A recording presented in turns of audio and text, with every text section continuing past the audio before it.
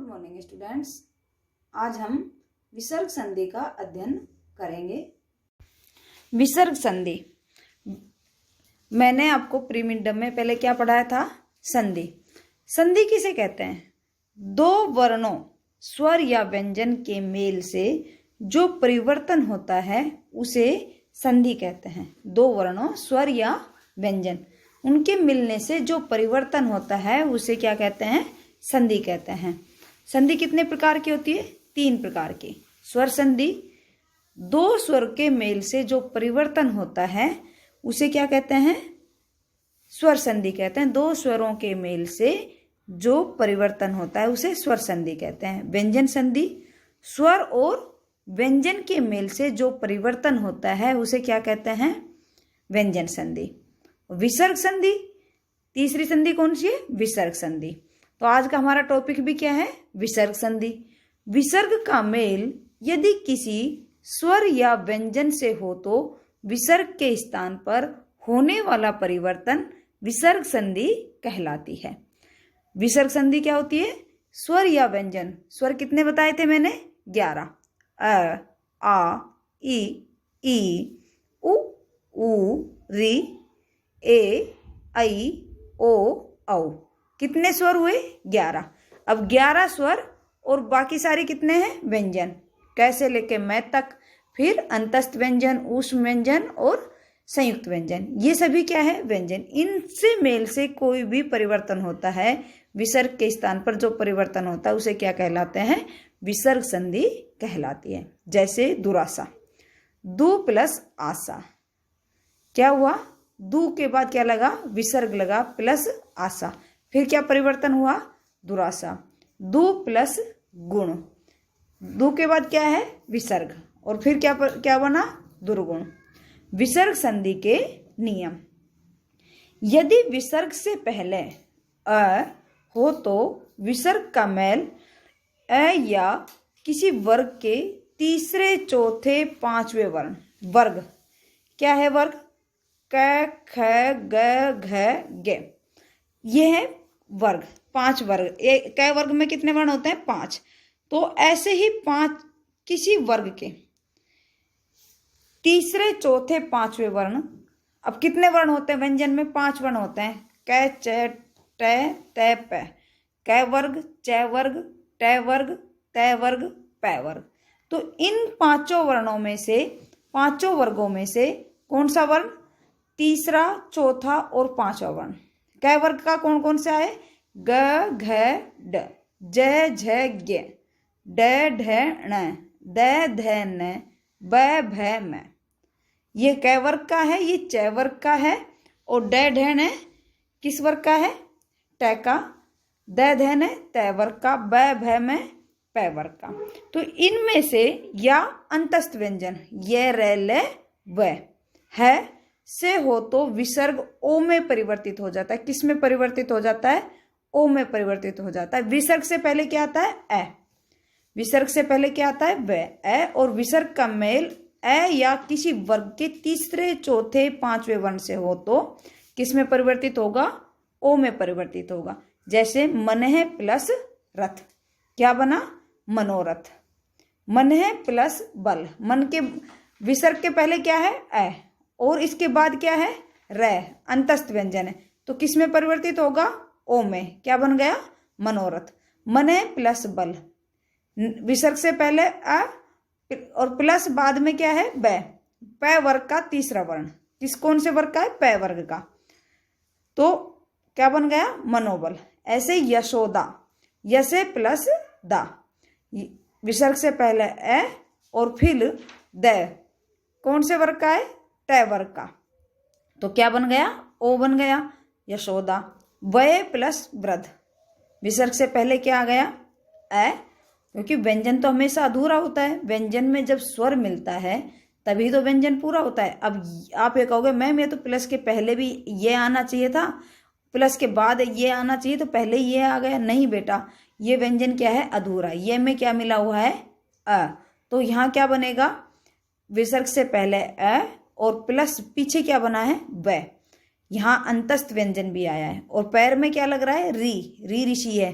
तो अब ए और व आने के बाद ए क्या बन गया, ओ, तो क्या बन गया, वयोवृद्ध। विसर्ग का रे में परिवर्तन, दूसरा नियम क्या है, विसर्ग का रे में परिवर्तन। यदि विसर्ग से पहले पहले नियम में तो क्या आ रहा था, अ, अब क्या, विसर्ग से पहले ए आ से भिन्न स्वर हो, सिर्फ ए और आ नहीं आना चाहिए, से भिन्न स्वर हो, विसर्ग का मेल किसी स्वर या किसी वर्ग के तीसरे चौथे पांचवें वर्ण, तीसरे चौथे पांचवें वर्ण से हो तो, या ये रेलेवे से हो तो विसर्ग रे में बदल जाता है, आगे स्वर होने पर उनके साथ मिल जाता है। विसर्ग से पहले क्या हो, ए आ से भिन्न स्वर हो, मतलब कि ए और आ नहीं आने चाहिए। विसर्ग से पहले क्या आना, विसर्ग के बाद क्या आना चाहिए, ई उ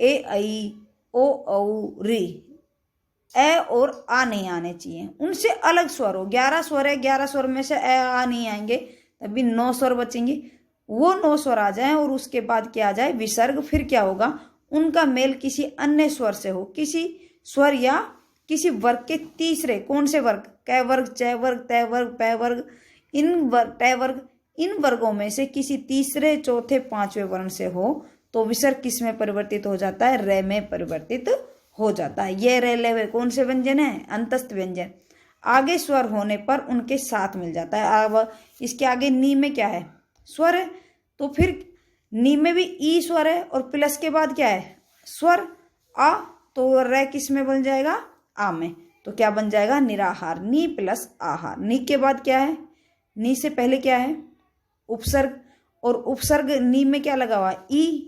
अभी आपने नियम पढ़ा था, ए या आस नहीं आने चाहिए, कोई अन्य स्वर आना चाहिए, तो नी में क्या है, ई और विसर्ग।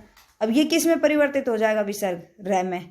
पर लेकिन अब इस रे में व्यंजन हमेशा अधूरा होता है, इस रे में प्लस के बाद आ है, आ स्वर है, तो वो स्वर मिल गया निराहार। ठीक है, निर्मल, नी प्लस मल, फिर ई आ गया और ये रे किस में परिवर्तित हो जाएगा, अविसर्ग किस में परिवर्तित होगा, रे में। अब यहाँ आप कहोगे मैम ये रे सर पर क्यों चला गया, क्योंकि बेटा हमेशा सर पर जो रे होता है वो अधूरा होता है, और सर पे जो रे लगा रहता है वो, क्योंकि उसमें स्वर मिला हुआ नहीं होता है, इसलिए वो सर पर विराजमान हो जाता है। अब इस विसर्ग का क्या बना, रे बना। अब रे में पीछे प्लस के बाद क्या है, मैं ले, तो अब मैं में तो खुद ही व्यंजन है, इसके साथ कोई स्वर नहीं है, क्योंकि मैं में तो स्वर अ लगा हुआ है कोई। अगर इसके बाद जैसे वहां पर आहार आया था तो आ स्वर था, तो रे में आ मिला तो क्या बन गया, रा। यहाँ तो फिर ये रे आधा रहेगा, तो आधा रे कहाँ जाएगा, सर के ऊपर, तो क्या बन गया, निर्मल। जैसे आशीर्वाद, आशी प्लस वाद, अब सी क्या आ गया, बड़ी आ गई विसर्ग से पहले, और विसर्ग का क्या बन गया, रे बन गया, तो आधा रे कहाँ गया, व के ऊपर, आशीर्वाद। निर्बल, ऐसे ही निर्बल में भी ऊपर गया, ऐसे ही दुर्लभ में, नी प्लस बल, दु प्लस लभ।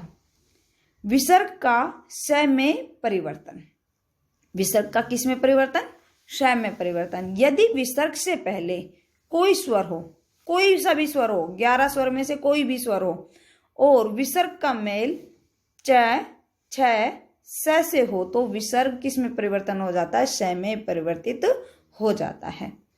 विसर्ग से पहले कोई सा भी स्वर हो, 11 स्वर में से अ, आ, ई, उ, ए, ऐ, ओ, औ और रे, इनमें से कोई भी स्वर हो और इनका मेल किससे हो, विसर्ग का मेल किससे हो, च, छ, स से हो, तो विसर्ग किस में परिवर्तित हो जाएगा, स में परिवर्तित हो जाएगा। जैसे दु प्लस शासन, अब पहले क्या है, उ, विसर्ग से पहले क्या आया, उ, और प्लस के बाद क्या आ गया, श, तो अब ये किस में परिवर्तित हो जाएगा, विसर्ग स में, दुशासन। नी प्लस च, विसर्ग से पहले क्या आ गया, ई, और प्लस के बाद क्या आ गया, च, तो किस में परिवर्तित होगा, स में, निश्चय। नी प्लस चल, नी में क्या है, ई, और विसर्ग के बाद क्या, प्लस के बाद क्या आ गया, च, निश्चल। दु प्लस चरित्र, इसका भी क्या बनेगा, दुश्चरित्र।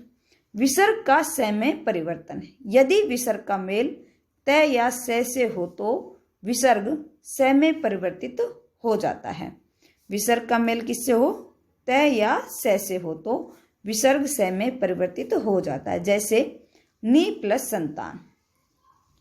अब विसर्ग का मेल किससे हो? त या स से। अब यहाँ प्लस के बाद स या त आना चाहिए, प्लस से पहले नहीं, प्लस के बाद। तो अब विसर्ग नी के बाद, नी से प्लस के बाद क्या है? स। तो अब क्या बन गया? निसंतान, स में परिवर्तित हो जाएगा। नमे प्लस त, तो क्या आ गया प्लस के बाद? त, तो क्या बनेगा? नमस्ते। नी प्लस तार, तार त आ गया प्लस के बाद, और पहले क्या है? विसर्ग, तो किस में परिवर्तित होगा? स में, निस्तार। नी प्लस तेज, प्लस के बाद क्या है? त, और क्या बनेगा? विसर्ग किस में परिवर्तित हो जाएगा? स में, तो निस्तेज। विसर्ग का स में परिवर्तन। यदि विसर्ग से पहले ई या उ हो तो विसर्ग से पहले क्या हो? ई या उ। विसर्ग का मेल क, ख, ट, ठ, प, फ से हो तो विसर्ग स में परिवर्तित हो जाता है। पहले तो क्या हो? ई या उ। विसर्ग से पहले क्या हो? ई या उ हो, और इनका मेल किससे हो? प्लस के बाद में क्या आना चाहिए? क, ख, ट, ठ, प, फ से हो तो विसर्ग श में परिवर्तित हो जाता है। जैसे नी प्लस ठुर, निष्ठुर। नी प्लस फल, निष्फल। अब प्लस से पहले क्या आ गया? ई, और प्लस के बाद विसर्ग से पहले ई आ गया और प्लस के बाद क्या आ गया? ठ आ गया। क्या बन गया? किस में परिवर्तित हो गया? श में। तो क्या आप कहोगे मैम यहाँ तो ये श आधा लिखा हुआ, पूरा नहीं है, क्योंकि बेटा व्यंजन तो हमेशा अधूरा ही होता है, स्वर मिलकर ही पूरा बनता है। निष्ठुर। नी प्लस फल, प्लस से पहले क्या आया? ई, और बाद में क्या आया? फ, निष्फल। दो प्लस प्रवृत्ति। अब इसमें पीछे क्या आ गया? प, प्लस के बाद क्या आया? प, और पहले ओ, दुष्प्रवृत्ति। नी प्लस कपट, प्लस के बाद क्या आया? क, और नी के बाद कौन? उपसर्ग से पहले क्या है? ई, निष्कपट। विसर्ग का लुप्त होना और पूर्व स्वर का दीर्घ होना।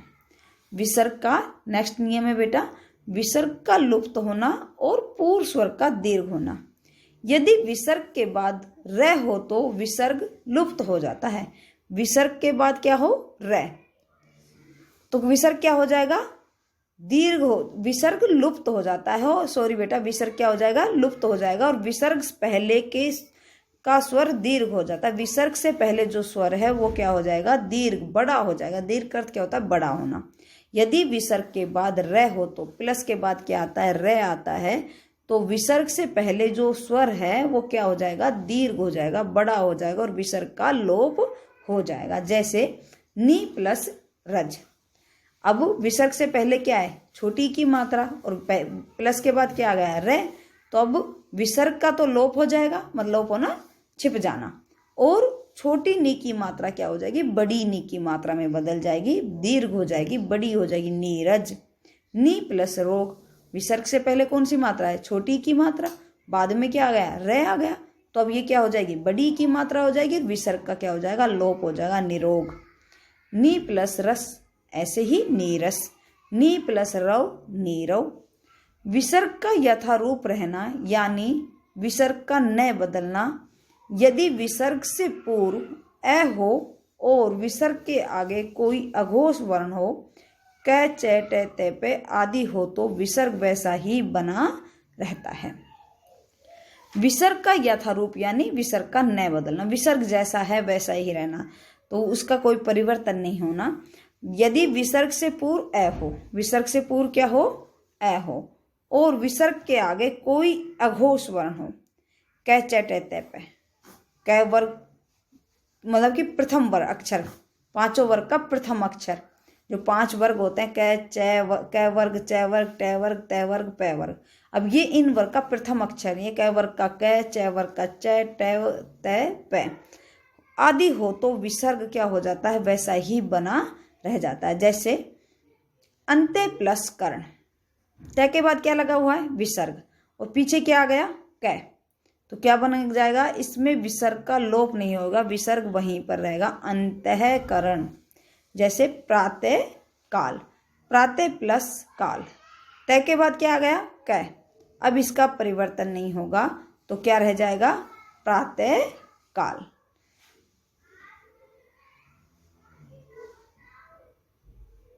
Thank you class.